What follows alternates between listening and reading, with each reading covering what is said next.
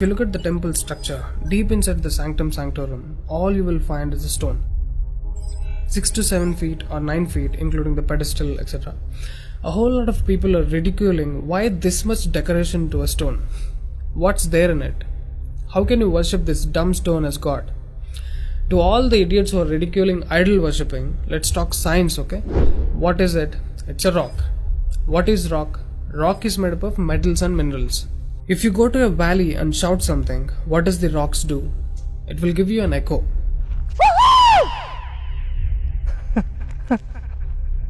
It's an open place. The sound travels, hits the rock and throws it back. This phenomena is called echo and it's scientifically proven, everybody knows it. Depending on how loud you send the sound waves, accordingly rocks will throw back an echo. Every rock, that's why you will hear 2-3 sounds at different intervals. Visually you cannot see what's happening, but you can hear it. This is in open space. Imagine if you're doing it in a closed place. What would be the amount of echo? Obviously much more than the open space. Let's get inside the temple. You will find a linga or a statue made of a rock. And it's placed in a closed wall structure with a Galigopuram on the top. That means a pyramid structure with a tip pointing to the sky. There will be no ventilation. Tight packed and covered with stone walls to a precision where even the light cannot enter. Now, people send some sounds to the rock. Not just today, it's been practiced since thousands of years. They are sending some sounds to the rock continuously, right from the morning to afternoon to evening till night, every day.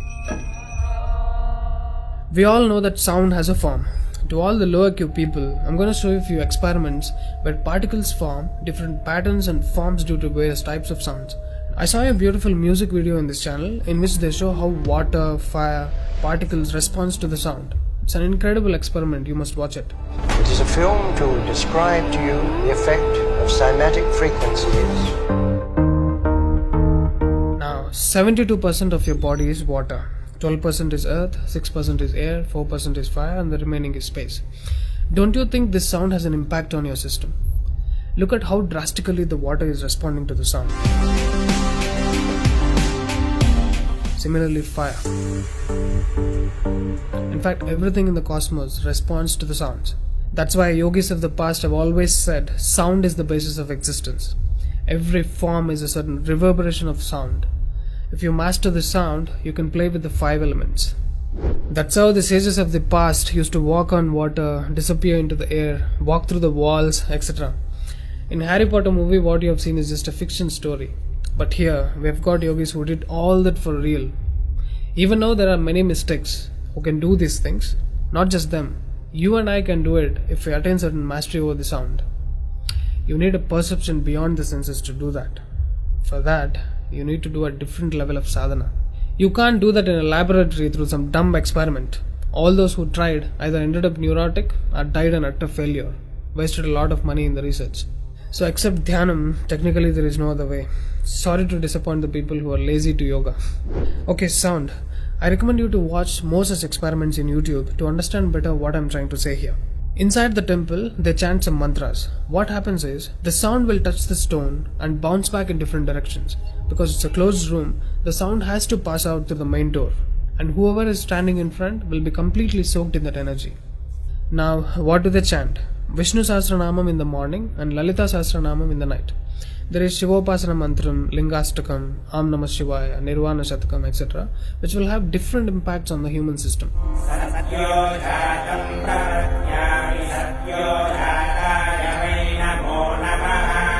I really wanted to check what impact these sounds have on the human system. So I went to a neurosurgeon to really experiment and document the impact of these sounds on the human brain, the human system. I took my friend Rahul for the EEG test. It's called electroencephalography, where you can see the brain activity, the activity of the nervous system of a person on a computer. We played Lalita Sahasranamam to him.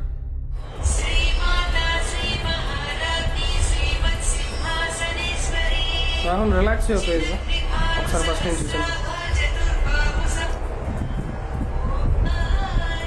Right.